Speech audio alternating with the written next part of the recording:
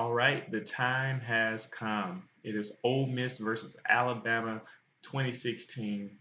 We will see Ole Miss pit against Alabama to see if they can beat Alabama three times in a row.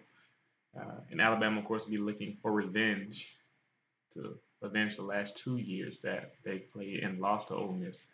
And being an Alabama fan, of course, I want to see Alabama win this game and defeat Ole Miss by at least a couple of touchdowns, three maybe, make up for the 2 years. Um, but I am going to do like a little small preview for the game today. Um, just some initial thoughts before I really get into depth into it. Just discussing both teams, what I realized is that Alabama and Ole Miss actually have some similarities.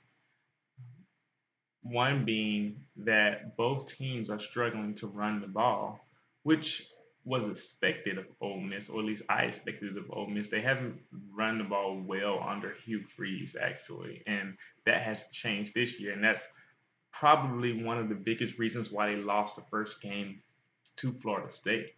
Alabama, on the other hand, who is always expected to have a solid running game, but people have been ignoring that the offensive line hasn't been as good the last couple of years, maybe even before that.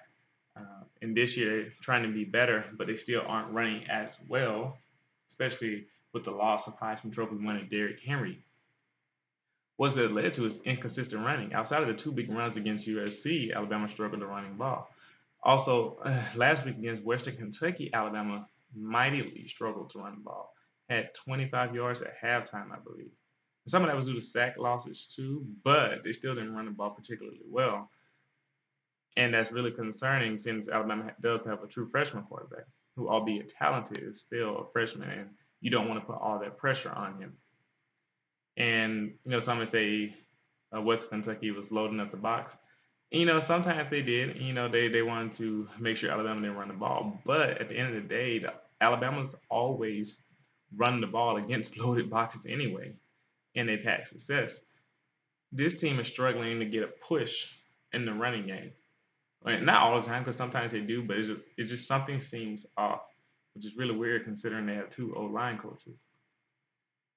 So Alabama's going to have to seek to get the run game going to take pressure off Jalen Hurts, and see more consistency and sustain drives on offense. Also, Ole Miss and Alabama are similar on defense, or at least on the defensive line. I watched that Ole Miss game against Florida State, and they were very ferocious, very fast, and just tearing up the Florida State offensive line at times, especially when they shot gaps. They were just in the backfield before DeAndre Francois and Dalvin Cook had anything to do.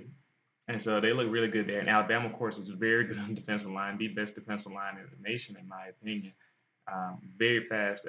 One play sticking in my mind from the Western Kentucky game where I saw maybe all of the front linemen were in the backfield in less than like 2 or 3 seconds.